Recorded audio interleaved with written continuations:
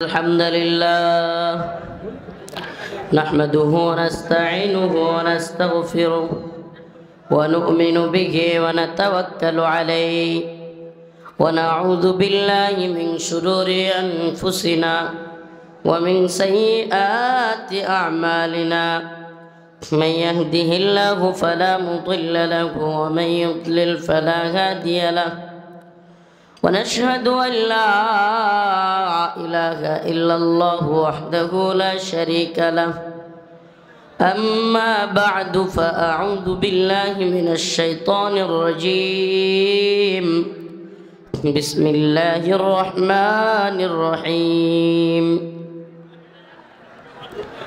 لتجدن أشد الناس عداوة للذين آمنوا اليهود والذين أشركوا صدق الله مولانا العظيم وصدق رسوله النبي الكريم ونحن على ذلك من الشاهدين والشاكرين والحمد لله رب العالمين ডাংধরা জামিয়া মুহাম্মদিয়া কওমিয়া মাদ্রাসার দস্তারবন্দি উপলক্ষে আজকের এই তাফসিরুল কোরআন মাহফিল কাউনিয়ার চরদেওয়ানগঞ্জ জামালপুরের বিশেষ অতিথি প্রধান অতিথি সভাপতি উপস্থিত আছেন সম্মানিত উলামায়ে কেরাম মুরব্বিয়ানে ইজাম প্রিয় যুবক ভাইরা পর্দানিশীন শ্রদ্ধেয়া মা ও বোনেরা আল্লাহ রাব্বুল আলামিনের দরবারে অসংখ্য অগণিত শুকরিয়া যে মহান রব্বুল আলামিন আপনাকে আমাকে কোরআন সুন্নাহ থেকে কিছু কথা বলবার এবং শুনবার ব্যবস্থা করে দিয়েছেন সেজন্য অন্তরের অন্তঃস্থল থেকে কালিমাতুশ শুকর আদায় করে স্বতঃস্ফূর্ত আওয়াজ করে বলি আলহামদুলিল্লাহ। প্রিয় উপস্থিতি, আল্লাহ রাব্বুল আলামিন কোরআনে কারীমের মধ্যে মুসলমানদের প্রকৃত শত্রু কারা, মুসলমানদের প্রকৃত মিত্র কারা, বন্ধু কারা, শত্রু কারা, এটা একেবারে সুন্দরভাবে উল্লেখ করে দিয়েছেন। আমরা যদি শত্রু চিনতে ভুল করি, আমরা যদি নিজেরা নিজেদেরকে শত্রু মনে করি, তাহলে আমরা সফলতার দিকে যেতে পারবো না। আমাদেরকে শত্রু আগে বুঝতে হবে। ইসলামের মৌলিক একটা আকীদা হলো আল ওয়ালা ওয়াল বারা, আল্লাহর জন্য মুহাব্বত, আল্লাহর জন্য ঘৃণা। ইসলামের মৌলিক একটা আকীদা কি? আল ওয়ালা ওয়াল বারা, আল্লাহর জন্য ভালোবাসা, আল্লাহর জন্য ঘৃণা। কোন মুসলমান অন্য মুসলমানের জান, মাল, ইজ্জত, সম্মান, রক্ত সব কিছু অপর মুসলমানের জন্য হারাম করা হয়েছে। আমি আবারও বলতেছি, কোন এক মুসলমানের জন্য অপর মুসলমানের জান, মাল, ইজ্জত, সম্মান, কোন এক মুসলমান প্রকাশ্য দিবালোকে অপর মুসলমানকে অসম্মানী করতে পারবে না।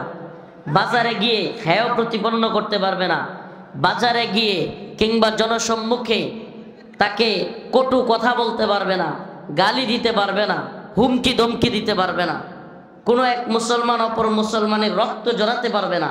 এগুলো একজন আরেকজনের জন্য আল্লাহ প্রদত্তভাবে হারাম করেছেন। প্রিয় উপস্থিতি, প্রিয় ভাইরা আমার, বন্ধুগণ আমার, আজকে আমরা ইসলামের সেই মৌলিক আকীদা থেকে বের হয়ে আসছি।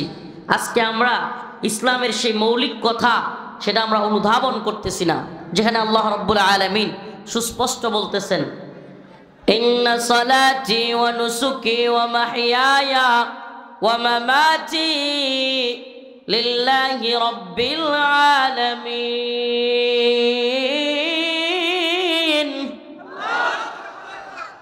আল্লাহ রাব্বুল আলামিন বলেন, তোমার নামাজ, তোমার কুরবানি, ও নবী আপনি বলেন আপনার নামাজ, আপনার কুরবানি, হায়াতি আপনার জীবন, ও মামাতি মৃত্যু, লিল্লাহি রাব্বিল আলামিন, একমাত্র কার জন্য?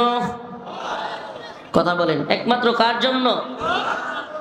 রাসূলুল্লাহ সাল্লাল্লাহু আলাইহি ওয়াসাল্লাম হাদিসের মধ্যে বলেন, মান আহাব্বা লিল্লাহ ওয়া আবগাদা লিল্লাহ ওয়া আতা লিল্লাহ ওয়া মানা লিল্লাহ ফাকাদ ইসতাকমালাল ঈমান। যে ব্যক্তি আল্লাহর জন্য ভালোবাসবে, মান আহাব্বা লিল্লাহ, ভালোবাসা হবে কার জন্য? কথা বলেন না, আমি কি বুঝাইতে পারতেছি না নাকি বুঝতেছেন না? আমার সাথে সাথে কথা বলতে হবে, রাজি আছেন ইনশাআল্লাহ? মান আহাব্বা লিল্লাহ, আল্লাহর জন্য ভালোবাসা কার জন্য? ওয়া আবগাদা লিল্লাহ, আমরা কাউকে ঘৃণা করব, বিরোধিতা করব, সেটাও কার জন্য? ওয়া আতা লিল্লাহ ওয়া মানা লিল্লাহ, আমরা কোনো কিছু করব, দান করব, সেটাও কার জন্য? আমরা কাউকে কোনো কিছু থেকে বাধা দিব, নিষেধ করব, সেটাও কার জন্য? ফাকাদ ইসতাকমালাল ঈমান। যদি আমরা এই প্রক্রিয়ায় আগাতে পারি তাহলে হলো আমাদের ঈমান পরিপূর্ণ। আমরা যদি এই প্রক্রিয়া আগাতে পারি তাহলে আমাদের ঈমান কি? আর যদি দলের জন্য হয়, নেতার জন্য হয়, খাহেসাতের জন্য হয়, আসাবিয়তের জন্য হয়, আমার দলই সঠিক, আমার দলের লোকেরা যাই বলুক তাই সঠিক, আমার নেতা যাই বলুক তাই সঠিক, আমার পিসাব যাই বলে তাই সঠিক, আমার আমির যাই বলে তাই সঠিক, আমার শায়েখ যা বলে তাই সঠিক, আমার পছন্দের বক্তা যা বলে তাই সঠিক, অন্য সব বেঠিক, এটা হলো আসাবিয়ত। এটা কি? আমার কথা বুঝতেছেন না, না বুঝাইতে পারতেছি না? ভিতরে ঢোকার আগে অন্তত আলোচনা আগে তো সারমর্মটা বুঝতে হবে। প্রিয় উপস্থিতি, আবারও বলতেছি, আমাদের ভালোবাসা কার জন্য? আমাদের ঘৃণা কার জন্য? আমরা কাউকে কোনো কাজ থেকে বাধা দিব, আমরা কাউকে কোনো কাজ থেকে বাধা দিব, সেটা কার জন্য? কারণ রব্বুল আলামিন বলেছেন, রব্বে কাবা বলেছেন। এই আপনারা এইভাবে ডিস্টার্ব করলে তো হবে না, আমি বলতেছি। এই শুনেন, এখানে যারা আছে তাদেরকে যদি বসতে বলেন, এখানে বসলে এরা দেখতে পারবে না। আর যেহেতু এরা এখানে দাঁড়ায় গেছে, আর যেহেতু অনেক মানুষ, জায়গার সংকীর্ণতা, এখন নতুন করে কেউ কাউকে বসতে বলার দরকার নাই, কেউ কাউকে দাঁড়াইতে বলার দরকার নেই। প্লিজ প্লিজ আমার কথা শুনেন। এই ভলান্টিয়াররা, এই ভলান্টিয়ার কে কে আছে চুপ করেন আপনারা। এই ভলান্টিয়ার যারা আছে কোনো কথা বলবেন না, যে যেভাবে দাঁড়ায় আছে, যে যেভাবে বসে আছে এভাবেই থাক। তো আবার বলতেছিলাম, কথার ইয়াটা নষ্ট করবেন না রে ভাই। ভালোবাসা কার জন্য? ঘৃণা কার জন্য? আল্লাহ পাক কোরআনে কারীমের মধ্যে বলেছেন, কুনতুম খায়রা উম্মাতিন উখরিজাত লিন-নাস তা'মুরুনা বিল মা'রুফ ওয়া তানহাউনা আনিল মুনকার। তোমরা হলা উত্তম জাতি, খায়রা উম্মাহ। কেন তোমরা উত্তম হলা? কি কারণে তোমাদেরকে উত্তম বলা হলো? তোমাদেরকে খায়রা উম্মাহ এটা কেন বলা হলো? উখরিজাত লিন-নাস তা'মুরুনা বিল মা'রুফ ওয়া তানহাউনা আনিল মুনকার। তোমাদেরকে আল্লাহ পাক বের করেছেন মানুষের কল্যাণ পৌঁছানোর জন্য। সুবহানাল্লাহ। আমাদেরকে আল্লাহ পাক সিলেক্ট করেছেন, আমরা নিজেরা ইচ্ছা করে আসতে পারি না, আল্লাহ পাক নিজে মনোনীত করেছেন, বের করেছেন। কিসের জন্য? মানুষের কল্যাণ পৌঁছানোর জন্য, নাকি এক মুসলমান হইয়া আরেক মুসলমান ভাইয়ের মাথায় বাড়ি দেওয়ার জন্য? হ্যাঁ, এক মুসলমান ভাই আরেক মুসলমান ভাইয়ের মাথায় গিয়া বাড়ি দেওয়ার নাম নি তাবলীগ। যেই তাবলীগ ওয়ালারা বলতো মাথায় হাত বুলায় দেওয়ার কথা, যে তাবলীগ থেকে কথা বলা হয়তো স্যাক্রিফাইসের কথা, মেনে নেওয়ার কথা, আজকে সেই জায়গায় একে অপরের মাথায় আঘাত করতেছে। কি বোঝা যায়? আমাদের ভালোবাসা আল্লাহর জন্য। হ্যাঁ, আমাদের আমির যা বলে তাই সঠিক, আমার শায়েখ যা বলে তাই সঠিক, আমার পীর যা বলে তাই সঠিক, এর বাহিরে কোনো সঠিক নাই। এই আসাবিয়ত, এই দলীয় দলান্দতা যদি আমরা পরিহার করতে না পারি, আমরা আল্লাহ এবং তার রাসূলের খাঁটি বান্দা কিংবা উম্মত নই।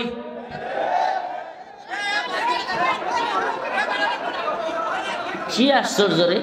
আহা, সব চাচারা সব ভাইরাই ইয়া করতেছে। এই এখানে যারা আছেন কয়েকজন একটু পিছনে যান তো, একটু হালকা হুজুর, একটু পিছনে যান। আস্তে কথা বলবেন না। আহারে,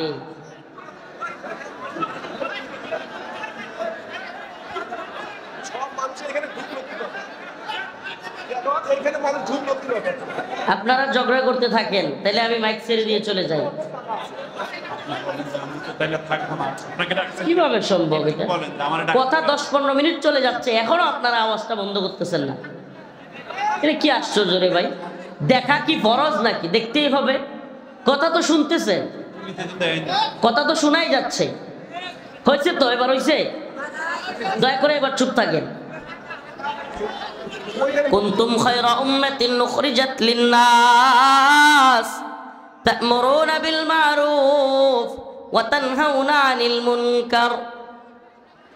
আল্লাহ পাক আমাদেরকে উত্তম জাতি হিসেবে পাঠাইছেন। খায়রা উম্মাহ, আমাদের কাজ কি? উখরিজাত লিন-নাস তা'মুরুনা বিল মা'রুফ ওয়া তানহাউনা আনিল মুনকার।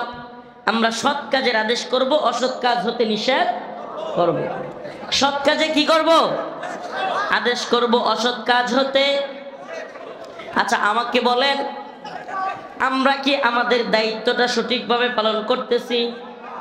হ্যাঁ, বরং আমাদের মধ্যে দলান্দতা ঢুকে গেছে। পীরের প্রতি, শাইখের প্রতি, আমিরের প্রতি আমরা যা তারা বলে আমরা মনে করি তাই সঠিক, আর বাহিরের কারো কথা সঠিক নয়। আমাকে বলেন, যদি এটা না হইতো তাইলে আজকের এই দুর্ঘটনা কি ঘটতো? ঘটতো? আমার দলের নেতা যা বলছে তাই সঠিক, নাকি অন্য দলের নেতা বা অন্য লোকেরা যা বলছে সেটাও সঠিক হতে পারে? আমার কথা বুঝাইতে পারতেছি না। কি বুঝাবো? এরাই যখন থামে না, এরাই যে হাসে, আবার ধাক্কাধাক্কি করে, আবার হাসে। এই ইচ্ছা করে কি এখানে ঝামেলা করতে আসছেন নাকি? এরা ইচ্ছা করে। এদিকে কি দাঁড়ায় আসে না মানুষ? আপনাদের মতো তো এমন করে না। এদিকে তো শত শত মানুষ দাঁড়ানো। একটু আগে দিলে আপনার জন্য সবাই দেখতে পাবে, মানে এই পাশের জন্য একটু আগে দিচ্ছে। চেহারা আগান লাগবে না, তারপরে দাঁড়া, এটা ছড়া। তা'মুরুনা বিল মা'রুফ ওয়া তানহাউনা আনিল মুনকার। তোমাদেরকে উত্তম জাতি হিসেবে পাঠানো হয়েছে, খায়রা উম্মাহ হিসেবে পাঠানো হয়েছে। তোমাদের কাজ হলো সৎ কাজের আদেশ করা। তা'মুরুনা বিল মা'রুফ ওয়া তানহাউনা আনিল মুনকার। তাহলে আমাদের কাজ কি? আমরা সৎ কাজের আদেশ করব, অসৎ কাজ হতে নিষেধ করব। আমাকে বলেন, ইসলাম নবীদের মাধ্যমে, রাসূলদের মাধ্যমে এসেছে। এখন নবীও নাই, রাসূলও নাই। এখন নবী এবং রাসূলদের কাজটা কে করবে? নবী এবং রাসূলের কাজটা যারা কোরআনের জ্ঞান রাখে, ওই দাওয়াতি কাজ তারা করবে। আর আওয়ামদের কাজ কি তাহলে? আওয়ামরা উলামায়ে হক্কানির কথা মেনে চলবে। ঠিক কি ঠিক না? আমাকে বলেন, আমরা কি এমন সমাজ চাই, এমন রাষ্ট্র চাই যেখানে আলেম ছাড়া ইসলাম? হ্যাঁ? আচ্ছা বলেন, ড্রাইভার ছাড়া গাড়ি চলবে? হ্যাঁ? ইঞ্জিল ছাড়া ট্রেন চলবে? হ্যাঁ? একটা জাতির আলেমরা হলেন রাহবার, ইঞ্জিন। একটা জাতির আলেমরা হলেন ড্রাইভার। তো আলেমদের মধ্যে ভুল হতে পারে, আলেমরা কেউ ভুলের ঊর্ধ্বে নয়। কিন্তু তাই বলে আপনি যদি সম্মিলিতভাবে আলেমদেরকে ঘৃণা করেন, আপনার মধ্যে যদি কেউ এই বীজ বপন করে দেয় যে আলেম শূন্য অবস্থান আপনি চান, আলেমরাই সকল গন্ডগোলের মূল, এই ধরনের চিন্তা আপনার মাথায় আসে, আমি জানতে চাই, আলেম ছাড়া সমাজ, আলেম ছাড়া রাষ্ট্র, এটা চায় শয়তান। কেন? কারণ আলেম শূন্য হয়ে গেলে মাসআলা দেওয়ার কেউ থাকবে না। আলেম শূন্য হয়ে গেলে ইসলামের দিক নির্দেশনা দেওয়ার কেউ থাকবে না। ওই সমাজের মধ্যে ফিতনা ছড়ানো, ওই সমাজের মধ্যে, ওই রাষ্ট্রের মধ্যে বিদআত ছড়ায়া দেওয়া, ওই রাষ্ট্রের মধ্যে শিরিক কুফর ঢুকায়া দেওয়া খুব সহজ হয়ে যাবে। কিন্তু যেই সমাজে আলেমরা হকপন্থী আলেমরা সজাগ আছে, সঠিক পথে আছে, কঠিন কথা বলছে, সেই সমাজে কিন্তু ফিতনা, সেই সমাজে শিরিক কুফর কিন্তু মাথাচাড়া দিয়ে উঠতে পারে। প্রিয় হাজরিন, যে আয়াতে কারিমা আমি তিলাওয়াত করেছি, লাতাজিদান্না শাদ্দান নাসি আদাওয়াতাল লিল্লাযিনা আমানুল ইয়াহুদা ওয়াল্লাযিনা আশরাকু। আল্লাহ রাব্বুল আলামিন বলেন, লাতাজিদান্না শাদ্দান নাসি আদাওয়াতাল লিল্লাযিনা আমানুল ইয়াহুদ ওয়াল্লাযিনা আশরাকু। অবশ্যই অবশ্যই তোমরা মানুষদের মধ্য থেকে পাবে মুমিনদের শত্রু হিসেবে, আবারও বলছি, মুমিনদের শত্রু হিসেবে অবশ্যই অবশ্যই তোমরা পাবে আমানুল ইয়াহুদা ওয়াল্লাযিনা আশরাকু। এক নম্বরে পাবে ইহুদিদেরকে মুমিনদের শত্রু হিসেবে। নাম্বার 2 হলো মুশরিক পত্তলিক, মুসলমানদের সবচাইতে কঠিন শত্রু হিসেবে আল্লাহ বলতেছেন 1 নম্বরে পাবে ইহুদিদেরকে, 2 নম্বরে হলো মুশরিক পত্তলিকরা। আল্লাহ পাক 1450 বছর আগে, 1500 বছর আগে বলেছেন কোরআনে কারীমের মধ্যে। আজকে আপনি তাকায় দেখেন গোটা পৃথিবীতে মুসলমানদের যে কয়টা জায়গায় সবচাইতে বেশি নির্যাতিত হচ্ছে মুসলমানরা, এর একটার নাম হলো ফিলিস্তিন। একটা জায়গার নাম কি? আমাকে বলেন, ফিলিস্তিনে মুসলমানদের উপর আক্রমণ করতেছে কারা? সুবহানাল্লাহ। আল্লাহ পাক 1500 বছর আগে বলেছেন, কিন্তু এখনো পর্যন্ত আল্লাহ পাক কোরআনে যা বলেছেন তাই অক্ষরে অক্ষরে সঠিক প্রমাণিত, অক্ষরে অক্ষরে সঠিক। এবার বলেন, দ্বিতীয় যেই জায়গাটায় মুসলমানরা সবচেয়ে বেশি নির্যাতিত হচ্ছে, নিপীড়িত হচ্ছে, এই জায়গাটার নাম হলো কাশ্মীর। নাম কি? কাশ্মীরে মুসলমানদের নির্যাতন করতেছে কারা? বলেন না, মুশরিকরা, মুশরিক পত্তলিক ভারতীয় সেনাবাহিনী। এমনকি আপনাদেরকে একটা মাত্র পরিসংখ্যান শোনাই, এটা আমাদের কোনো ব্যক্তিগত পরিসংখ্যান না, আলেমদের পরিসংখ্যান না। বিবিসি, আল জাজিরার মতো ওয়ার্ল্ডের নামি দামি মিডিয়াগুলোর অ্যানালাইসিস হলো, মিডিয়াগুলোর বক্তব্য হলো, শুধু কাশ্মীরে বিগত স্বায়ত্তশাসন বাতিল করার পর থেকে ভারতীয় সেনাবাহিনী 10,000 মুসলিম মা বোনকে দর্শন করছে। কত? এটা আরো 4-5 বছর আগের পরিসংখ্যান, এখনকার পরিসংখ্যান জানি না, এখনকার আপডেট পরিসংখ্যানটাও জানা নাই। আরো কয়েক বছর আগের পরিসংখ্যান হলো 10,000 মা বোনকে দর্শন করেছে। ও মুসলমান ইমানদার, আমাদের কথা বলা দরকার, কাজ করবার দরকার হিন্দুত্ববাদী ভারতের বিরুদ্ধে। আমাদের কথা বলা দরকার, আমাদের শ্রম, আমাদের সময় ব্যয় করা দরকার ইহুদিবাদী ইসরায়েলের বিরুদ্ধে। এরা মুসলমানদের শত্রু, এরা বাংলাদেশ রাষ্ট্রের শত্রু। এই হিন্দুত্ববাদীরা, এরা 2 দিন পর পর বাংলাদেশ দখলের কথা বলতেছে। এদের বিভিন্ন পর্যায়ের নেতারা, এমনকি এদের প্রধান, রাষ্ট্রের যে প্রধানমন্ত্রী, সে পর্যন্ত তার টুইটারে, তার অ্যাকাউন্টের মধ্যে লিখেছে বাংলাদেশ কোনো স্বাধীন হয় নাই। 71-এর যে যুদ্ধ পাকিস্তানের সাথে হয়েছিল, এটা ভারতের যুদ্ধ হয়েছিল এবং সেই যুদ্ধে ভারত বিজয়ী হয়েছে। বলেন তাইলে এটা কি 71-এ আপনারা যারা এই স্বাধীনতার ট্যাবলেট এতদিন আওয়ামী লীগ, যুবলীগ, ছাত্রলীগকে, এই যে ছাত্রলীগ, যুবলীগকে, আওয়ামী লীগকে ট্যাবলেট খাওয়ানো হয়েছে, স্বাধীনতার চেতনা, বঙ্গবন্ধুর চেতনা, মুক্তিযুদ্ধের চেতনা, এই চেতনার ট্যাবলেটগুলো খাওয়াইছে। এখন বুঝছেন তো স্বাধীনতা কারে কয়? শুধু এটাই না, 71-এ যখন বিজয় হয়েছিল তখনই ইন্দিরা গান্ধী ওই সকল মিডিয়ার সামনে, এমনকি তাদের সংসদে দাঁড়িয়ে ইন্দিরা গান্ধী বলেছিল 1000 সাল কা বদলা লে লিয়া। কি বলেছিল? 1000 সাল কা। এই কথার অর্থ কি? 1000 বছরের বদলা নিয়ে নিছি। তার মানে কি? আসলে মুসলমানরা ইতিহাস পড়লে দেখবেন ভারতবর্ষ 1000 বছরের মতো মুসলমানরা শাসন করেছিল। কারা শাসন করেছিল?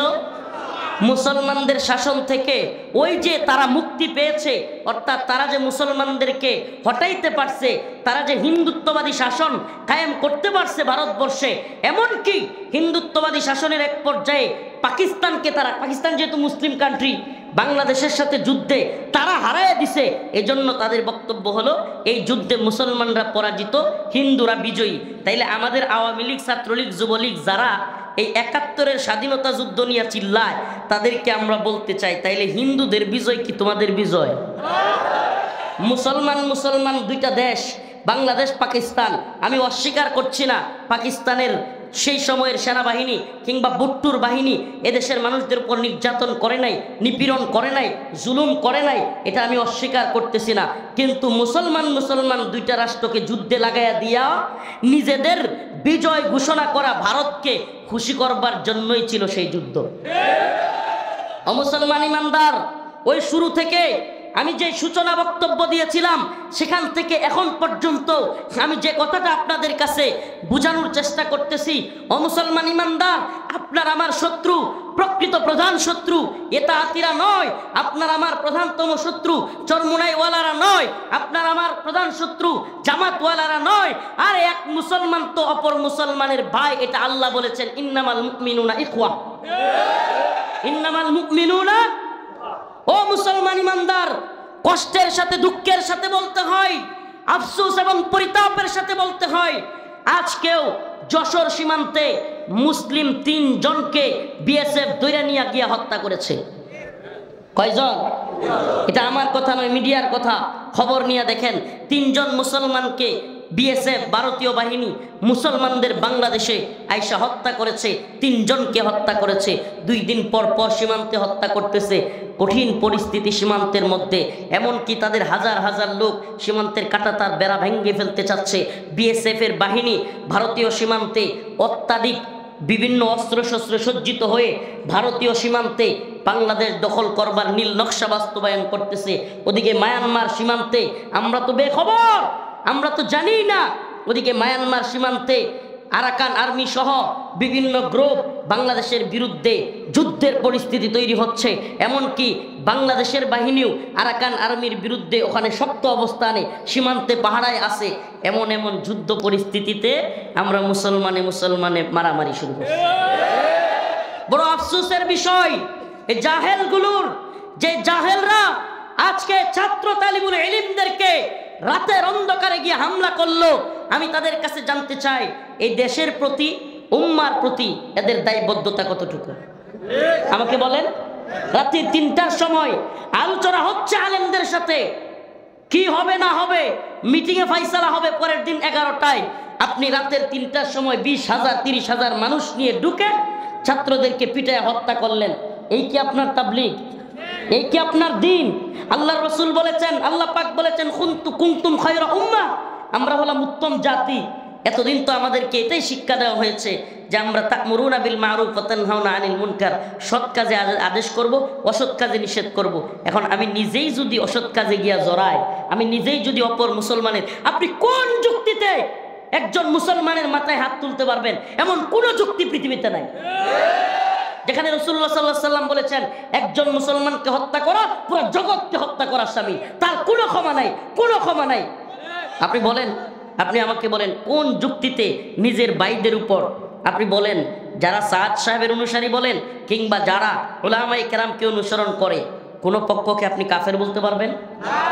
কাফের কেউ তো, সাধারণ কাফেরদের কেউ তো হত্যা করার কিংবা আঘাত করার কোনো অনুমতি নাই যুদ্ধক্ষেত্র ছাড়া।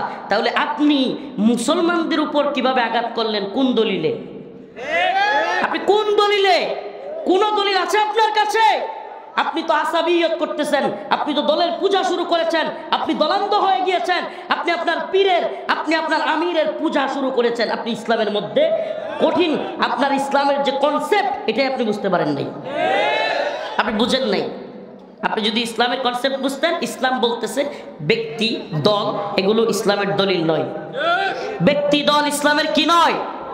দলিল নয়। ইসলামের দলিল কোরআন সুন্নাহ। ইসলামের দলিল কি? কোরআন সুন্নাহ। যদি কোরআন সুন্নাহ দলিল হয়, চ্যালেঞ্জ ছুড়ে দিলাম, কোরআন সুন্নাহর কোনো জায়গা থেকে দলিল বের করে অন্য মুসলমানের মাথায় আঘাত করার অনুমতি আপনি দেখাতে পারবেন? মুসলমান ভুল করতে পারে, কিন্তু তার মাথায় গিয়ে বাড়ি দেওয়ার অনুমতি আপনি দেখাইতে পারবেন? তাইলে যদি অনুমতি নাই থাকে, আপনি কিভাবে রাতের অন্ধকারে ৩টার সময় গিয়া আপনার মুসলমান ভাইদের মাথায় আঘাত করলেন? মুসলমান ইমানদার, মুসলমান ইমানদার, কথাগুলো ভালোভাবে বুঝবার চেষ্টা করেন। যাদের দেশ জাতি উম্মার প্রতি দায়বদ্ধতা নাই, দেশ জাতির প্রতি উম্মার প্রতি যাদের দায়িত্বশীলতা নাই, এরাই এই ধরনের খামখেয়ালি কাজ, এরাই এই ধরনের অগ্রহণযোগ্য কাজে শরীক হইতে পারে। উম্মার প্রতি যদি দায়িত্বশীলতা থাকে, উম্মার প্রতি জাতির প্রতি যদি ভালোবাসা থাকে, জাতির উপরে কত বড় বিপদ, যেই বিপদ জাতি আজ করতে পারতেছে না। ভারত যখন দেখলো বাংলাদেশকে বিভিন্ন ধরনের হামলা কইরা হুমকি দিয়া ধমকি দিয়া কাজ হচ্ছে না, তখন তারা নতুন আরেকটা বাহিনীকে উস্কানি দিয়া, টাকা পয়সা দিয়া, অস্ত্র দিয়া বিভিন্নভাবে মায়ানমার থেকে, এগুলো গোয়েন্দা নিউজ বলতেছি, মায়ানমার থেকে মুসলমানদের বাংলাদেশকে অস্থিতিশীল করবার জন্য টাকা দিয়া, অর্থ সম্পদ দিয়া, এমনকি অস্ত্রশস্ত্র দিয়া মায়ানমারের বাহিনীকে দিয়া, একটা উগ্র বাহিনীকে দিয়া বাংলাদেশের সাথে লাগাইয়া দেওয়ার চেষ্টা করতেছে। কারণ কি? তারা নিজেরা লাগতে চায় না। ও মুসলমান ইমানদার, এই যখন ষড়যন্ত্রের অবস্থা, তখন আমরা নিজেরা কামড়া কামড়ি। দেশ জাতিকে নিয়ে এত বড় বড় ষড়যন্ত্র, আল্লাহ পাক নিজে বলেছেন, লাতাজিদান্না আশাদ্দান নাস আদাওয়াতান লিল্লাযিনা আমানুল ইয়াহুদ ওয়াল্লাযিনা আশরাকু। আল্লাহ পাক নিজে বলেছেন, তোমরা অবশ্যই অবশ্যই মুমিনদের শত্রু হিসেবে ইহুদি এবং মুশরিকদেরকে পাবে। আজকে ইসরায়েলের নেতানিয়াহু হুঙ্কার দিয়ে মুসলমানদের গাজাকে মাটির সাথে মিশিয়ে দিচ্ছে, বোম্বিং করতেছে। ও মুসলমান, গাজার মুসলমানরা খাবার পানি পর্যন্ত পাচ্ছে না। গাজার মুসলমানরা একবেলা খাবার পর্যন্ত পাচ্ছে না। হসপিটালগুলোতে হাহাকার, হসপিটালগুলোতে চিকিৎসা নাই, হসপিটালগুলোতেও বোম্বিং করা হচ্ছে। ও মুসলমান ইমানদার, আজকে মায়ানমারের রাখাইনের মুসলমানেরা 10 লক্ষ মুসলমান 2017 সালে একসাথে বাংলাদেশে ঢুকেছে, এখনো পর্যন্ত বের হইতে পারে নাই। ও মুসলমান ইমানদার, কাশ্মীরে 10,000 মুসলমানদেরকে, নারীদেরকে ধর্ষণ করা হয়েছে, কোনো বিচার হচ্ছে না। আদালত তাদেরকে, দর্শনের আসামিদেরকে বেকসুর খালাস দিচ্ছে, আর দর্শনের আসামিরা বাহির হয়ে আয়সা মিষ্টি বিতরণ করতেছে। এই যখন পৃথিবীতে মুসলিম উম্মার অবস্থা, এমন নাজুক পরিস্থিতিতে নিজেরা কামড়া কামড়ি করার চাইতে আত্মঘাতী কাজ আর কোনো কিছু হইতে পারে? আমারে বলেন, টঙ্গীর ইজতেমা ময়দানে জোর করা ফরজ, ওয়াজিব, বরং ইসলামী ভূখণ্ড রক্ষা করা ফরজ। ঈমান আনার পরে ভালোভাবে বুঝেন মাসআলা, এটা খুব জরুরি দরকার। ঈমান আনার পরে সবচাইতে জরুরি ফরজ হলো, ঈমান আনার পরে মুসলমানদের উপর সবচাইতে বড় ফরজ, নামাজ রোজার চাইতেও বড় ফরজ হলো মুসলিম ভূখণ্ড রক্ষা করা। কি রক্ষা করা? যদি বলেন হুজুর ঈমান আনার পরে জীবন ভরা শুনছি নামাজ, আমি বলবো রাসূলুল্লাহ সাল্লাল্লাহু আলাইহি সাল্লাম খন্দকের যুদ্ধে কাফেরদের হাত থেকে মদিনাকে রক্ষা করবার জন্য যখন খন্দক খনন করেছিলেন, উলামায়ে কেরাম এখানে আছেন, নামাজ কাজা করেছিলেন না করেন নাই? নামাজ পর্যন্ত কাজা করেছিলেন ভূখণ্ড রক্ষার জন্য। অথচ আজকে আপনি নামাজ কাজা করতেছেন মুসলমান ভাইদেরকে মারার জন্য। রাতের আধারে তাহাজ্জুদরত মুসল্লিদের উপর হামলা করতেছেন। ও প্রিয় ভাইরা আমার, বন্ধুগণ আমার, আমি দলাদলি কিংবা আসাবিয়তে বিশ্বাসী লোক না। আমার কষ্টের দিকটা আপনারা বুঝবার চেষ্টা করবেন। যাদের উম্মার প্রতি দায়বদ্ধতা আছে, উম্মার প্রতি দরদ আছে, আল্লাহি বিল্লাহি তাল্লাহি কসম আল্লাহর, আমার নিজেদের মধ্যে এইগুলো দেখলে এত কষ্ট লাগে, বুকটা ফেটে যায়।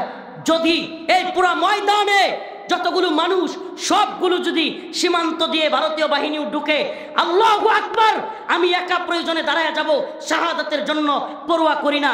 কিন্তু ভাই যখন মারামারি লাগে, এর চাইতে কষ্টের আর কিছু থাকে না, এর চাইতে কষ্টের আর কিছু থাকে না। ও মুরব্বিয়ানে কেরাম, আপনি তাবলীগের কোন গ্রুপের, আপনি তাবলীগের কোন গ্রুপ এটা আমি জানি না, কোন পক্ষকে সাপোর্ট করেন এটাও আমি জানি না, কিন্তু আল্লাহর রাস্তে পায়ে হাত ধরে বলি, আপনাকে কে বুঝাচ্ছে অন্য মুসলমান ভাইয়ের শরীরে আঘাত করার কথা? আপনাকে কে বুঝাচ্ছে? ও মুসলমান, আমরা কিন্তু রাসূলুল্লাহ সাল্লাল্লাহু আলাইহি সাল্লামের সাহাবায়ে কেরামের জামানা থেকে একটা শিক্ষা পাই। সাহাবায়ে কেরামের মধ্যে যারা বিচক্ষণ ছিলেন, যারা জ্ঞানী ছিলেন, তারা উম্মাহ কনসেপ্টে ক্লিয়ার হয়ে যখন হযরত আলী রাদিয়াল্লাহু আনহু এবং মুআবিয়া রাদিয়াল্লাহু আনহুর মধ্যে একটা ফাইটিং পরিস্থিতি তৈরি হয়েছিল, যখন তাদের মধ্যে একটা যুদ্ধ পরিস্থিতি তৈরি হয়েছিল, অসংখ্য সাহাবায়ে কেরাম কোনো পক্ষ নেন নাই, তারা চুপসে ছিলেন, তারা নীরব ছিলেন, তারা নিবৃতে থাকতেন।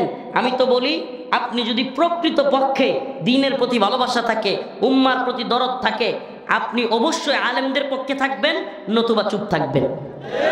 আপনার কষ্ট আপনার অন্তরে যদি উম্মার প্রতি ফিকির থাকে, দরদ থাকে, আপনাকে অবশ্যই চুপ রাখতে বাধ্য করবে, কারণ আপনি কোনো পক্ষ নিয়ে অন্য পক্ষের মাথায় আঘাত করতে পারবেন না।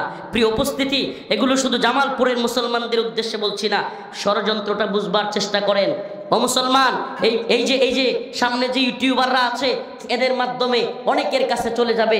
এই ইউটিউবারদেরকে বলি, এই কথাগুলো একটু তোমরা বিশেষভাবে প্রিয় ভাইরা উঠানোর চেষ্টা করবা।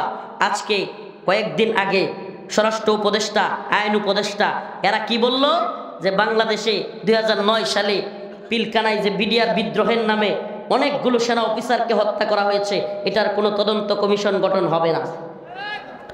ছাত্ররা যখন খেপে গেল গা, সমন্বয়করা যখন খেপে গেল গা, আমরা নিজেরাও পোস্ট করা শুরু করলাম। সবাই মিলে একযুগে ঘেরাও কর্মসূচি, আইন উপদেষ্টার বাসভবন, আইন উপদেষ্টার কার্যালয় ঘেরাও, স্বরাষ্ট্র উপদেষ্টার কার্যালয় ঘেরাও কর্মসূচি দিলাম। তখনই 5 দিনের ভিতরে, কয়দিন? 5 দিনের মধ্যে তদন্ত কমিশন গঠন করা হবে, এই মর্মে কথা বলা হলো, বিবৃতি দেওয়া হলো। 5 দিন যাইতে পারে নাই, সীমান্তের মধ্যে 3 জন মুসলমানকে বিএসএফ হত্যা করেছে। 5 দিন যাইতে পারে নাই, মায়ানমার সীমান্তে ভয়াবহ পরিস্থিতি বাংলাদেশে শুরু হয়ে গেছে। 5 দিন যাইতে পারে নাই, টঙ্গীর ইজতেমা ময়দানে হঠাৎ করে, কেউ জানে না শুনে না, হঠাৎ করে শোনা যাচ্ছে প্রধান উপদেষ্টার কার্যালয় ঘেরাও সকালবেলায়। হাই কোনো কিছু কিন্তু জানা নাই, এর মধ্যে হঠাৎ করে শুনি টঙ্গীর ইজতেমা ময়দানে অনেকগুলো মানুষকে হত্যা করে ফেলা হয়েছে, শত শত মানুষ আহত। আপনি কি বুঝতে পারেন ষড়যন্ত্র কোত্থেকে আসতেছে? আপনারা বুঝতে পারেন এগুলো কেন করা হচ্ছে? এর একটাই উদ্দেশ্য। এমনকি আপনাদেরকে বলি, যখন নতুন সরকার গঠন হয়, এর অনেক আগে থেকে হাসিনা সরকার পড়ে যাবে, এই পরিস্থিতি বুঝবার সাথে সাথে ভারতীয় গোয়েন্দা সংস্থা র বারবার যে শর্তটা দিচ্ছিল, 2টা জিনিস। একটা হলো 21শে আগস্ট গ্রেনেড হামলা, কিংবা ওই যে 10টা অস্ত্র মামলা, এগুলোর রায় কোনোভাবেই এই বাবর কিংবা তাদেরকে বের করা যাবে না। লুৎফুজ্জামান বাবর, আমার কথাগুলো বুঝবার চেষ্টা করেন, রাজনীতিটা, এদেরকে বের করা যাবে না। আর সবচাইতে বড় শর্ত যেটা ইন্ডিয়া দিচ্ছিল বারবার, সেটা হলো বিডিআর বিদ্রোহ নিয়ে কোনো তদন্ত করা যাবে না। তাহলে আপনি কল্পনা করেন, আপনি যদি আজকের অবস্থান না বুঝেন, আগামী দিনেও বাংলাদেশে কি হবে আপনি কিছু বুঝতে পারবেন না। বলবেন কি হইতেছে, আপনি খালি দেখবেন হাই কিছুই বোঝা যাচ্ছে না কি হচ্ছে। মনে রাখবেন, বিডিআর বিদ্রোহে বিডিআর জওয়ানদের আড়ালে মুখোশ লাগিয়ে অনেক ভারতীয় গোয়েন্দা সংস্থা রয়ের সদস্যরা ছিল। বাংলাদেশকে একটা ব্যর্থ রাষ্ট্রে পরিণত করা, বাংলাদেশকে সেনাবাহিনীকে দুর্বল করার যে চক্রান্ত, এটা সেই 2009 সাল থেকে শুরু হয়েছিল। বিডিআর বিদ্রোহের আড়ালে ডাইল বাতের নামে আমি নিজে অনেক বিডিআরদের সাথে কথা বলে, ভিতরে কারাগারে ছিলাম, বিডিআর সদস্যরা শত শত এখনো ভিতরে, তাদের সাথে কথা বলে তারপর আপনাদেরকে বলেছি, এখানে যেটা হয়েছে বিডিআররা বুঝেই উঠতে পারে নাই, হঠাৎ করে কে বা কারা সেনাবাহিনীর সদস্যদের উপর গুলি করা শুরু করেছে। মুসলমান ইমানদার, এই ইতিহাস জানা আমাদের জন্য জরুরি। আগামীকালকে বাংলাদেশে কি হবে এটা বুঝতে হলে ভারতীয় গোয়েন্দা সংস্থার তৎপরতা বুঝতে হবে। যখনই বলা হলো 5 দিনের মধ্যে তদন্ত কমিশন গঠন করা হবে, 5 দিনের মধ্যে বাংলাদেশ একটা অস্থিতিশীল পরিস্থিতি তৈরির দিকে যাচ্ছে আবার। তাইলে বুঝতেছেন ষড়যন্ত্রটা বুঝতেছেন? তার মানে তারা চাই না বিডিআর বিদ্রোহ নিয়ে তদন্ত হোক। এজন্য আমরা বলি যতই তোমরা টঙ্গীতে ষড়যন্ত্র করে, তোমাদের পেটুয়া বাহিনী দিয়ে, তোমাদের সেই প্রথম আলো এবং ডেইলি স্টারের এই চালাচামুন্ডারা মিলে বাংলাদেশের মধ্যে একটা টঙ্গীর ঘটনা দিয়ে অস্থিতিশীল পরিস্থিতি তৈরি করবার চেষ্টা করো, সীমান্তে অস্থিতিশীল পরিস্থিতি তৈরি করো, তবুও আমি বলবো বর্তমান নতুন সরকারকে দ্রুত গতিতে আপনারা বিডিআর বিদ্রোহ নামের সেনাবাহিনীকে হত্যা করার এই মিশনে ভারত যে জড়িত, এটার অবশ্যই তদন্ত গঠন করুন, এটার তদন্ত করুন। আমাদের এই দেশে ভারতীয় গোয়েন্দা সংস্থার আধিপত্য যদি না রুখে দিতে পারেন, আটকে দিতে না পারেন, আমরা কখনোই স্বাধীন ছিলাম না, এখনো স্বাধীন হইতে পারবো না। এটা মনে রাখবেন, আমাদের প্রকৃত স্বাধীনতা তখনই আসবে। আরেকটু ইতিহাস টানবো। রৌমারী সীমান্তে বরুঙ্গামারি, বড়াইবাড়ি, মনে আছে আপনাদের? একটু পরে রৌমারীতে যাচ্ছি আলোচনা করতে। এই রৌমারী এলাকার বড়াইবাড়ি সীমান্তের বিশাল বড় এক যুদ্ধ সংগঠিত হয়েছিল ভারতীয় বিএসএফ এর সাথে বাংলাদেশের তৎকালীন বর্ডার গার্ড বিডিআর এর সাথে। আপনারা জানেন এটা? ওই বিডিআর এর তৎকালীন যারা প্রধান ছিলেন এদের প্রত্যেককে পিলকানায় মেরে ফেলা হয়েছে। আমাকে বলেন আরো কি বুঝতে বাকি আছে? আরো বুঝার বাকি আছে আপনাদের? এখানে হাইরা গিয়া তাদের অনেক সদস্য বিএসএফ এর, আমাদের জওয়ানরা, আমাদের যুবকেরা, তারা সাহসিকতার সাথে 8-10 জনে মিলে ভারতীয় বিএসএফ অনেকগুলোরে শোয়া দিছে। যদিও ভারতীয় বাহিনী 16 জনের কথা স্বীকার করছে, আসলে 16 জন হইল যেগুলো বাংলাদেশ থেকে আটটাইনা টুইনা নিতে পারে নাই। সুবহানাল্লাহ বলেন না, নিতে পারে নাই এমন 16 জনকে রাইখা গেছে। কিন্তু শোনা যায় প্রায় 100-এর মতো বিএসএফ ওই যুদ্ধে নিহত হয়েছিল। জাহান্নামে গেছিল বললেও ভুল হবে না। এই কাফেরের দল মুসলমানদেরকে মারতে আসা কই গেছিল? যারা জাহান্নামে পাঠাই দিছিল ওই সমস্ত যারা কিনা বিডিআরদের নেতা ছিল এদেরকে পিলকানায় বিডিআর বিদ্রোহের নামে সবাইকে মেরে ফেলা হয়েছে। এবং ভারত ওই আপনাদের রৌমারীর বড়াইবাড়ি এই সীমান্তে হত্যার প্রতিশোধ নেওয়ার জন্য তখন থেকে প্ল্যান করতে থাকে। তখন থেকেই শেখ হাসিনাকে ক্ষমতায় আনা এবং কিভাবে কি করা হবে, কিভাবে প্ল্যান করা হবে সব কিছু গোছানো হয়। আমাকে বলেন যদি তাই না হবে, তৎকালীন সময়ে সেনাবাহিনী এতবার বলেছে যে বিডিআর যারা জওয়ানরা বিদ্রোহ ঘোষণা করেছে আমরা তাদেরকে প্রতিহত করতে চাই, কিন্তু শেখ হাসিনা, নানক, এই সাহারা খাতুনরা অনুমতি দেয় নাই। তার মানে কি সন্দেহের অবকাশ আছে না নাই? আছে না নাই? এখন আবার যখনই বিডিআর বিদ্রোহের তদন্ত, আচ্ছা বলেন সঠিক তদন্ত হলে সমস্যা কোথায়? সঠিক তদন্ত হলে সমস্যা কোথায়? যদি ভারত জড়িত নাই থাকবে, আওয়ামী লীগ জড়িত নাই থাকবে, তাহলে তদন্ত হইলে সেটাও বের হয়ে আসুক। আমি তো বলি দুইটা ঘটনার বাংলাদেশে সুষ্ঠু তদন্ত হওয়া উচিত। একটা হলো 21শে আগস্ট গ্রেনেড হামলা, আর একটা হলো এই বিডিআর বিদ্রোহের নামে সেনাবাহিনীকে পঙ্গু করে দেওয়া। ও মুসলমান ইমানদার, তোমাদেরকে বলে যাই, তোমরা সীমান্তের খুব কাছাকাছি জনগণ, ও জামালপুরের কি বলে দেওয়ানগঞ্জের মুসলমান, তোমাদেরকে বলে যাই প্রিয় যুবক ভাইরা, তোমরা আমাদের প্রোগ্রামে 80% 90% যুবক আমাদের কথা শুনতে আসো, আমাদেরকে ভালোবাসো। এই ভালোবাসা হোক আল্লাহর জন্য, এই ভালোবাসা হোক দ্বীনের জন্য, এই ভালোবাসা হোক ঈমানের জন্য। ও মুসলিম যুবক ভাইরা, তোমরা তৈরি থাকো, তোমরা তৈরি থাকো ভারতীয় আগ্রাসনকে প্রতিহত করবার জন্য। আল্লাহর রাসূলের সেই ঘোষণা, ইসাবাতান মিন উম্মতি আহরাজাহুমাল্লাহু মিনান নার, ইসাবাতুন তাগজুল হিন্দা ওয়া ইসাবাতু মা ঈসা ইবনে মারইয়াম। রাসূল বলেছেন আমার উম্মতের শেষ জামানায় হিন্দুস্তানের হিন্দুদের সাথে এক ভয়াবহ যুদ্ধ সংগঠিত হবে, আর সেই যুদ্ধের সেনা যারা থাকবে, সেই যুদ্ধের মধ্যে মুজাহিদ যারা থাকবে, আল্লাহর রাসূল বলেছেন ইসাবাতুন তাগজুল হিন্দা, আল্লাহ পাক সেই গজওয়াতুল হিন্দের মুজাহিদদেরকে জাহান্নামের আগুন থেকে ক্ষমা ঘোষণা করেছেন। আরো জোরে বলেন সুবহানাল্লাহ। ক্ষমা ঘোষণা করেছেন। রাসূল বলেছেন আমার উম্মতের দুইটা দলকে আল্লাহ পাক ক্ষমা ঘোষণা করেছেন জাহান্নামের আগুন থেকে। একটা হলো ইসাবাতুন তাগজুল হিন্দা ওয়া ইসাবাতু মা ঈসা ইবনে মারইয়াম, আরেকটা হলো ওই যে ঈসা ইবনে মারইয়াম, ঈসা আলাইহিস সালামের সাথে যারা আকসাই দেখা করবে তাদেরকেও ক্ষমা ঘোষণা করেছেন। আমরা ইসাবাতুন তাগজুল হিন্দা গজওয়াতুল হিন্দের অনুসারী ইনশাআল্লাহ। রাজি আছেন তো ইনশাআল্লাহ? আমরা কি মুসলমানে যুদ্ধ করব, ঝগড়া করব, নাকি গজওয়াতুল হিন্দের জন্য তৈরি হব? প্রয়োজন হলে আমরাই সেনাবাহিনীর কাতারে গিয়ে, আমরাই বিজিবির কাতারে গিয়ে ভারতীয় এই বাহিনীকে, কট্টর হিন্দুত্ববাদীদেরকে রাসূলের দিক নির্দেশনা অনুযায়ী গজওয়াতুল হিন্দ আসন্ন হিন্দুত্ববাদী ব্রাহ্মণ্যবাদী তাগুতি শক্তির মোকাবেলা করবার জন্য রাসূলের ঘোষণা অনুযায়ী আমরা তৈরি হব ইনশাআল্লাহ। শুধু তাই নয়, হিন্দুত্ববাদী এই ব্রাহ্মণ্যবাদী শক্তির নেতাদেরকে টেনে হিচড়ে হিন্দুস্তানের দিল্লিতে কালেমার পতাকা উড়িয়ে কল্লায় ধরে ধরে আকসার দিকে নিয়ে যাব ইনশাআল্লাহ। রাজি আছেন তো?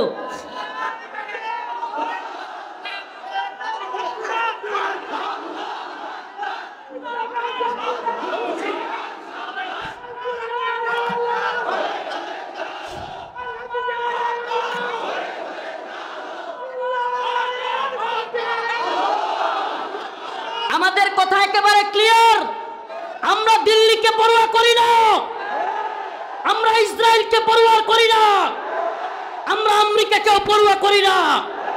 আমরা মুসলমান, আমরা ইমানদার, আমরা আল্লাহকে ভয় করি। আমরা কাকে ভয় করি? এক আল্লাহকে ভয় করি। ও মুসলমান যুবক, কথা দাও। ও মুরব্বী ভাইরা, বাবারা, কথা দেন। প্রিয় ভাইরা, প্রিয় বাবারা, মুরব্বী বাবা যারা আছেন, কথা দেন। নিজেরা কোনো মারামারি করবেন না, দলাদলি করবেন না, আসাবিয়ত বাদ দেন। দ্বীনের ক্ষেত্রে দয়া করে একটু স্যাক্রিফাইস করার চেষ্টা করেন। আমার ভুল হইতে পারে, আমাকে ক্ষমা করেন। আপনারও ভুল হইতে পারে, আমিও আপনাকে ক্ষমা করি। আসেন, মুসলমানদের মধ্যে আল্লাহ রসুল বলেছেন মুসলমান ভাই। আল্লাহ পাক নিজে বলেছেন ইন্নামাল মুমিনুনা ইখওয়া। আসেন আমরা ভাই ভাই, নিজেরা মারামারি বন্ধ করি। কাফের মুশরিকরা উত পেতে আছে আমাদেরকে ধ্বংস করবার জন্য। রসুল বলেছেন আল কুফরু মিল্লাতুন ওয়াহিদা, সমস্ত কাফের সম্প্রদায় হলো এক গোষ্ঠী, এরা এক জাতি। কাফেররা সবাই আমাদের বিরুদ্ধে। আপনি বলেন মায়ানমারেও মুসলমানদের বিরুদ্ধে আক্রমণ হচ্ছে না? বলেন না, হচ্ছে না? তার মানে বৌদ্ধরা মায়ানমারে আক্রমণ করতেছে, ফিলিস্তিনে ইহুদিরা মুসলমানদের উপর আক্রমণ করতেছে, কাশ্মীরে মুসলমানদের উপর আক্রমণ করতেছে কারা? হিন্দুরা। আমারে বলেন চাইনায়, চীনেও, রাশিয়াতেও এই সমস্ত পত্তলিকরা, মুশরিকরা, এরা যারা কিনা নাস্তিক, এরাও মুসলমানদের উপর আক্রমণ করতেছে। তার মানে কি দাঁড়ালো? সব দিকে বৌদ্ধরা, খ্রিস্টানরা, ইহুদিরা, কি বলে, সব এই নাস্তিক সাতেম সবগুলো মিলে মুসলমানদেরকে আক্রমণ করতেছে। কথা ঠিক? কথা সত্য? তার মানে কি, আমরা যদি নিজেরা বিচ্ছিন্ন থাকি, মায়ের আরো খাওয়া লাগবে, মায়ের আরো। আর যদি নিজেরা ঐক্যবদ্ধ হই, আজকে যে রাগ আপনি অন্য মুমিনের প্রতি দেখাচ্ছেন, আল্লাহর রসুলের ব্যাপারে আল্লাহ বলেছেন মুহাম্মাদুর রাসূলুল্লাহ ওয়াল্লাযীনা মাআহু আশিদ্দাউ আলাল কুফফার রুহামাউ বাইনাহুম। আল্লাহ পাক বলেছেন আমার নবী মুসলমানদের সাথে নরম ছিলেন, তার সাহাবায়ে কেরাম মুমিনদের সাথে নরম ছিলেন। আশিদ্দাউ আলাল কুফফার, কাফেরদের ব্যাপারে শক্ত ছিলেন। আর আপনি কাফেরদের মূর্তি পাহারা দিতে যান, মন্দির পাহারা দিতে যান, আর মুসলমানদের মাথা ফাটাইতে যান। আপনি কেমন রসুলের উম্মত? আমারে বলেন না, আপনি কেমন উম্মত হইলেন? রসুল এবং তার সাহাবায়ে কেরাম মুমিনদের ব্যাপারে ছিল রুহামাউ বাইনাহুম, আশিদ্দাউ আলাল কুফফার, কাফেরদের ব্যাপারে শক্ত, মুমিনদের ব্যাপারে কি ছিলেন? নরম। আর আপনি হিন্দুদের মন্দির পাহারা দেন, মন্দিরের দারোয়ান সাজ্জান মূর্তির, আর মুসলমানদের গিয়া মাথা ফাটাই দেন। আপনার রসুলের সাথে আপনার মিললনি, সাহাবায়ে কেরামের সাথে মিললনি। আমরা নিজেদের ব্যাপারে নিজেরা নরম হব, কাফেরদের ব্যাপারে শক্ত হব। চক্রান্ত এবং রয়ের চক্রান্ত হলো বাংলাদেশে যারা কট্টর ভারত বিরোধী এবং হিন্দুত্ববাদীদের আগ্রাসনের বিরোধী, তারা টার্গেট করে এদেশের এই সমস্ত ব্যক্তিদেরকে কিলিং মিশনে নামছে। নাউজুবিল্লাহ। আপনি কল্পনা করতে পারেন, আমাদেরকে হয়তো সতর্কতার সুযোগ আমরা নাও পাইতে পারি, কিন্তু মুসলমান যুবক তোমাদেরকে বলে যায়, আমাদেরকে শহীদ করে দেওয়া হোক। সাইফুল ইসলাম আলিফ ভাইকে টার্গেট করে শহীদ করা হয়েছে। আমাদের দুই সমন্বয়ক সার্জিস হাসানাত, এই দুই ভাইকে টার্গেট করে চট্টগ্রামে আলিফ ভাইয়ের রওজা থেকে, কবর থেকে যখন তারা জানাজা থেকে আসতেছিল, তখন তাদের গাড়িকে ঘুরিয়ে দেওয়া প্ল্যান করেছিল। তাহলে আমাদেরকেও টার্গেট কিলিংয়ের মাধ্যমে শহীদ করে দিতে পারে, এটা কোনো ব্যাপারই না। কিন্তু আল্লাহ যেদিন হায়াত যতদিন রেখেছেন, এতদিন কেউ মারতে পারবে? আমরা এদেরকে পরোয়া করি না। আমি ভাইকে বলেছি, ভাই দোয়া করবেন। আমরা মাঠে ময়দানে যেভাবে গাড়ি নিয়ে চলাচল করি, রাতের অন্ধকারে 2টা 2:30টায় রাস্তায় দাঁড়ায় কেউ যদি শহীদ করে দেয়, গুলি করে দেয়, আমাদের তো কিছু করার থাকবে না। কিন্তু আমাদের সাথে আল্লাহ আছে। কে আছে? আমরা আল্লাহকে ভয় করি, সচেতন করে যায়। এই দেওয়ানগঞ্জের জামালপুরের মুসলমান, সীমান্তবর্তী মুসলমান, আল্লাহ না করুক আগামীকালকে আপনার আমার মা বোনদেরকেও এই ভারতীয় বাহিনী ঢুকে দর্শন করা শুরু করতে পারে। নাউজুবিল্লাহ। আপনারা কল্পনাও করতে পারবেন না। এই দলাদলি ছাড়েন। আপনারা তো মনে করতেছেন যে আরে সুখেই তো আছি, সব কিছু তো ঠিকঠাক আছে। এত ঠিকঠাক থাকবে না। এদের মধ্যে অলরেডি তাদের মধ্যে চূড়ান্তভাবে প্ল্যান চলতেছে। গোয়েন্দা সংস্থার সাথে তারা অলরেডি বসছে, নেতারা বসছে। বাংলাদেশে হামলা করলে কি হইতে পারে, ভারত থেকে নিজেদের রাষ্ট্রের মধ্যে কি পরিস্থিতি তৈরি হইতে পারে, বহির্বিশ্ব কি চাপ দিতে পারে, বাংলাদেশ থেকে কতটুকু আসতে পারে, এগুলো নিয়ে অলরেডি তারা প্ল্যানের মধ্যে আছে। মুসলমান ইমানদার, এখন যখন তারা নিজেরা প্ল্যান বিতে চলে গেছে। সেটা কি? মায়ানমারকে দিয়া বাংলাদেশে অ্যাটাক করানো। আমরা বলতে চাই আমরা সব সময় সজাগ থাকবো। কেন? কারণ আগামীকালকে চোর আমার বাড়িতে চুরি করবে, এটা জানা থাকাই অনেক চুরের চুরি থেকে বাধা দেওয়ার জন্য এটাই যথেষ্ট। আগামীকালকে আমার বাড়িতে কি হবে? চুরি হবে, ডাকাতি হবে, এটা জানা থাকলেই আমি প্রস্তুতি নিতে পারবো। ঠিক কি ঠিক না? এই জন্য সীমান্তের মুসলমানরা সজাগ থাকতে হবে, সব সময় সজাগ থাকতে হবে। নিজেরা মারামারির সময় না, এখন নিজেদেরকে সজাগ থাকার সময় এবং তৈরি হওয়ার সময়। ইমানি দিকে, আকীদার দিক থেকে, নামাজের দিক থেকে, তালিমি দিক থেকে, তরবিয়তের দিক থেকে, শারীরিক ফিটনেসের দিক থেকে, সব দিক থেকে মুসলিম যুবকরা এখন ইমানের জন্য, জিহাদের জন্য, দ্বীনের জন্য, জীবন দেওয়ার জন্য প্রস্তুত থাকতে হবে। আল্লাহ পাক আমাদের সবাইকে বুঝার আমল করার তৌফিক দান করুন। ওয়া আখিরু দাওয়ানা আলহামদুলিল্লাহ।